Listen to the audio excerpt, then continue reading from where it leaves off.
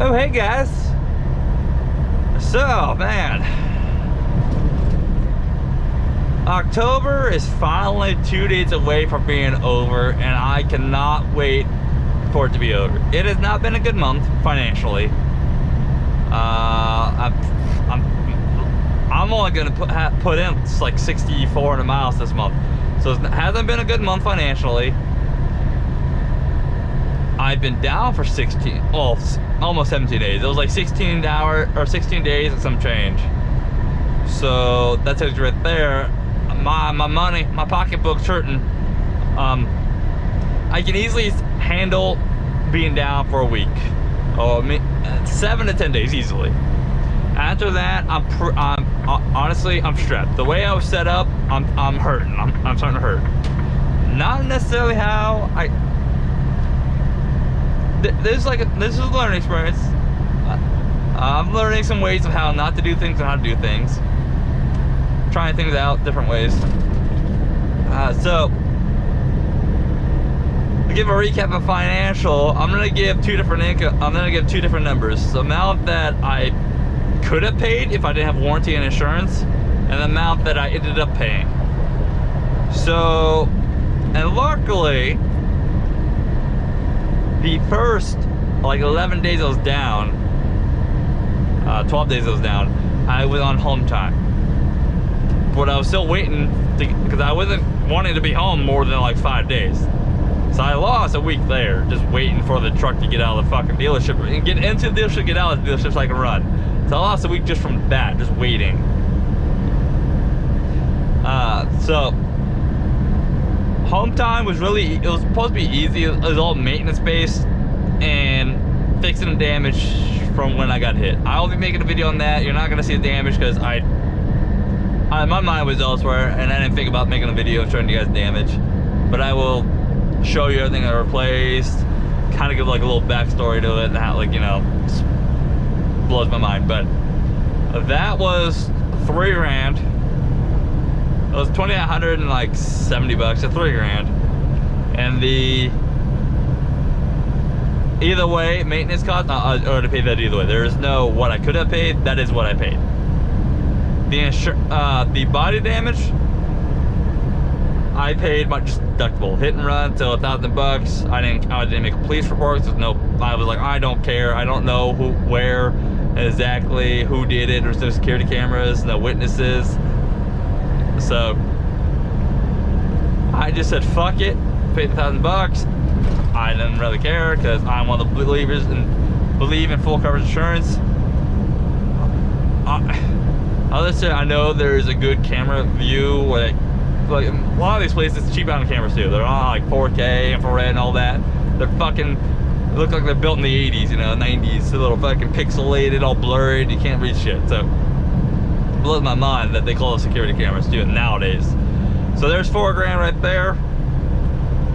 Okay. Plus you add in $300 for a hotel, which could have been much worse, but all right. So it's $4,300 I paid so far in October. Now, what I could have paid. Now the insurance is about the only one the cost would be the same, but I'll give you the cost either way. So $3,000. So $4,000 with the insurance deductible.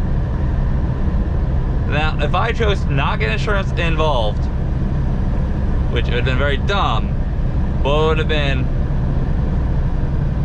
$1,000 for the parts, so there's the equivalent of deductible. That's why I said fuck it, pay the deductible, and $2,500 to pay. There's $3,500. I'm looking at $7,500 right there, or $6,500 right there. But I didn't have warranty for this. $2,200 some change between the two tow bills that equal to about $1,500. The parts and labor. The turbo air intake sensor was $38. It was about an hour of labor, and it was like an hour and a half of labor or some change. It was like $180 for that. And then the coolant tank sensor plus the labor for that. That was like that alone, like $400. So round up to $2,200.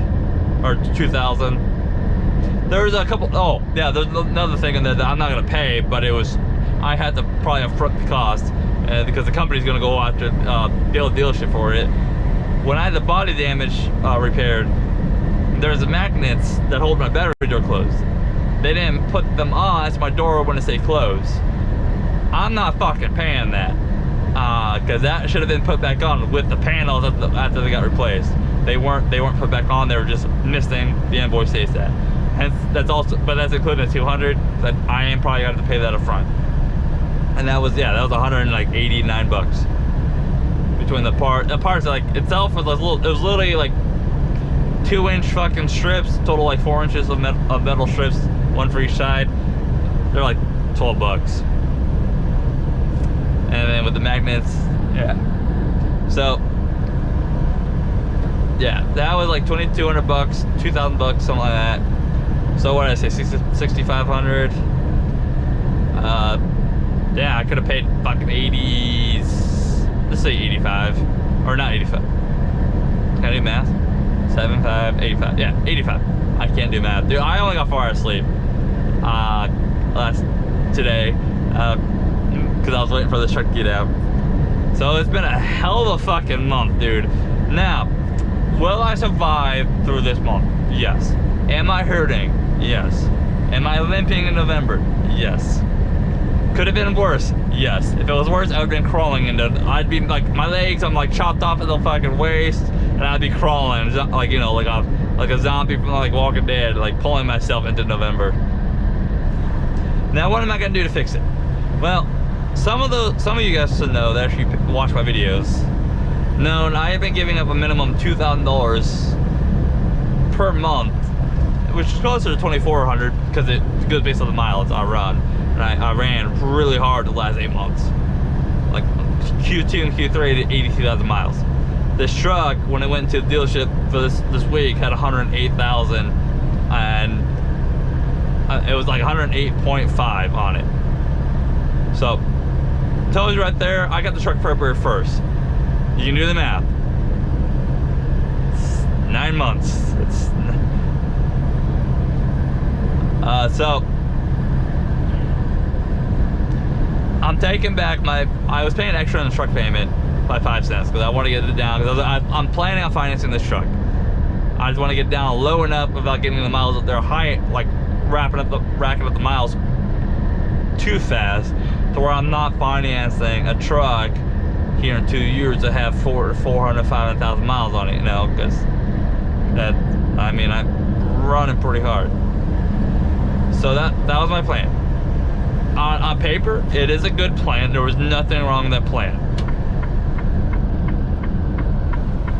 Now,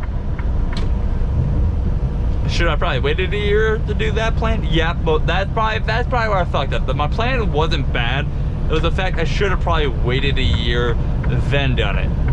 Because this whole plan would have, just putting 5 cents onto the truck payment, if I stayed here and didn't finance the truck, it would take off the full year of payments.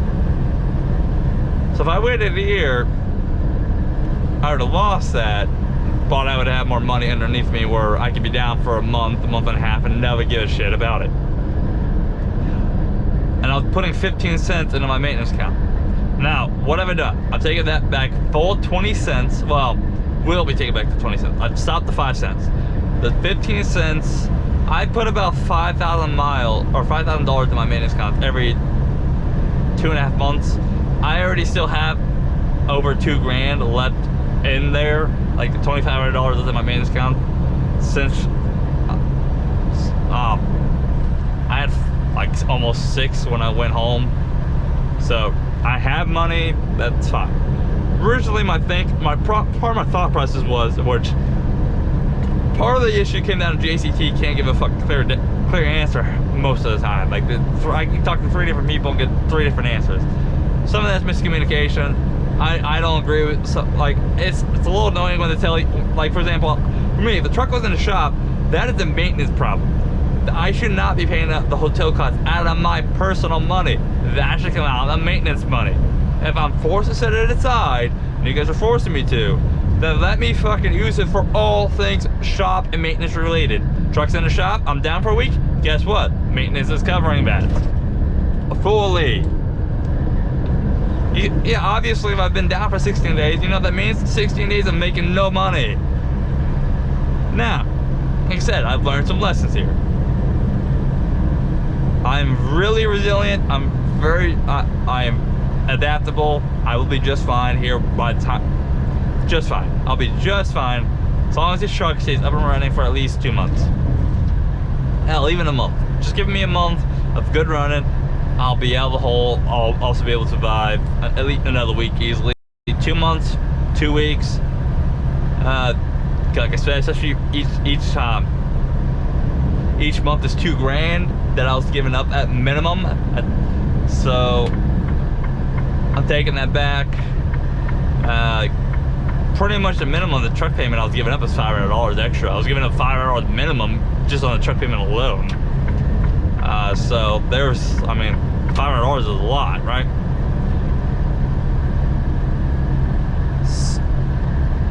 So by the time December is halfway over, let's just say December's over, going to January, my man should be capped. I had 20 cents coming back to me fully. Then it's extra money. That is like a full 15 cents I'm making back that I'm not paying them because I've capped my maintenance. I've said fuck it, $5,000, new truck, and nothing else. I'll just pay out of pocket here in a few months if need be. The one thing I didn't plan on doing was going down for a year, and in my first year and a half, well, especially my first year, this truck, going down for 16 days. That was not what I planned on. I don't think anybody really plans on that. That's a little bit rare, but to be fair, that's on me. It's part of, again, it's part of the reason why I went lease purchase. I want to learn how things work in this before I went off and either if I had financed my truck, the bank's not gonna be as forgiving. Oh, you're down 16 days, guess what? I still want my $3,000 truck payment. You know what? Here's exactly why I said lease purchase, let me learn. I went down, I called them up. You know what they did? They're not charging me a truck payment next week. $1,300 that I'm gonna get back on my check that they could easily said no, but they understood that I had been down 16 days in a brand new truck. That's not really fair. And it's not really, oh well, it's fair? Pfft, that's part of it. Yeah, I know. But I want to learn. I'm part of learning. But since they're financing this truck in a sense, it's their choice. They'll say, okay, we'll cut you a break. Because all it does, that payment, all it does is get moved to the end. I still gotta pay it, they just move it. And then, yes, it is a smart decision for them to work with the harder runners. It is less likely that I will fucking freak out and leave, you know? I mean, I would not do that because nothing else. If I really, really had to, I'd take an advance or just go get a payday loan, which I'm not a fan of either one. I ain't even taken an advance this whole year. Whole year since I've been here, I haven't taken an advance, not one. And it blew their mind when they were like, what? You could just take an advance. I was like, how? I've never taken an advance even when I was with night. Never. I didn't even know how to do it. She didn't even believe me, so she looks like, Mom, you have it, all right. So, yeah, on this truck, at least this truck went down and gave me one good week. I was 200 miles away from delivering. It gave me 3,900 miles out of 4,100 mile week. So that means even with me overpaying about a couple $100 for fuel, I generally pretty lazy with my fuel costs, the way I fuel anyways. A little lazy. I don't min-max completely. I'll get close. I can shoot for more for a budget. Like every 1,000 miles to fill up. If I'm gonna sit, like I was getting ready to drop that load, do a reset, and so I overfilled by a little bit because I was gonna sit. And I also wanted more fuel to get as far out of Florida as possible. Like right now, I'm sitting on, getting ready to hit the top of the red. I'm gonna go fill in I-75 crossing Georgia in Odell, exit 39, I believe it is, at the Odell Travel Plaza for like $350 something last I checked. But I'm learning. Hell, guys, I would still welcome your comments, your advice, either way.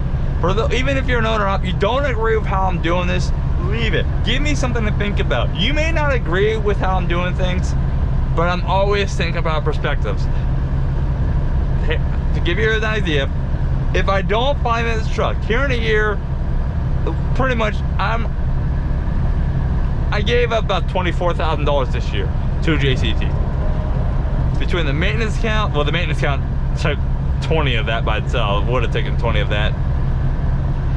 $7 grand went, an extra $7 grand went on the truck payment, the truck balance.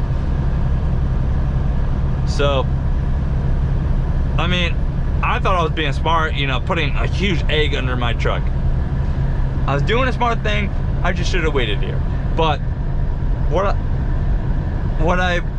okay, here in a year, if I still have like 20 grand, I may just say fuck it, walk away from this. I'm gonna try to finance this truck and just, I don't know, go see, try to get a finance the truck, or just go to SFI, which they're financing that. Yeah, higher truck balance, higher truck payments, short of term with the balloon at the end. I don't know. There's pros and cons to each one. I'm learning either way. And go make money, more money immediately. Part that, but I'm willing to adapt and learn. This is giving me perspective for things I could never learn from a company. Yeah, I can learn how to fuel cheaply, but at night I had to go do fuel costs. I had fuel stops. I couldn't go fuel, you know, couldn't really pay attention to fuel. It wouldn't matter. They tell me how to fuel here and there only. Yeah, I could have saved up money, but I'm making more money. I'm making just as much money doing this as it was at night. I started doing this with 1 year experience. But like some of you know, I was an owner up in a different field. A different field, some much smaller expenses, much less downtime. Learning experiences. And there's been a couple of you guys that have voiced your concerns and your opinions saying you don't agree. I still appreciate it, even though I may not necessarily agree, or I do agree. But if I'm learning from this and my bills are paid, then I'm using this as education. That's all it is. Now all I'm gonna do to prevent this situation happening again is move that $20,000 to $24,000 I was giving up to me, to where I can have immediate access to it. And that way, if I feel burnt out like I just was when I went home, I've been on the road for 5 months. I was starting to get very pissy with everything out here. I wasn't feeling like making videos. I was burnt out, very burnt out, especially with a couple things that happened with some of the loads beforehand. And then with me getting hit, I was just fucking done out here. I was done. But yet, the way I was currently set up, I couldn't really enjoy my home time. But part of that also, part of my thing is too, even when I went home, even when I was at night, and I didn't really need to go home, or you didn't have to worry about getting out as fast. When I went home, and I'm so used to running hard, I got the little restless leg for lack of, better way to phrase it. I always had this feeling I gotta go, until I sat there for 3 to 4 days, and then it would pretty much drop out. But I didn't like sitting there for 3 to 4 days with that feeling. So it was constantly wrestling with myself.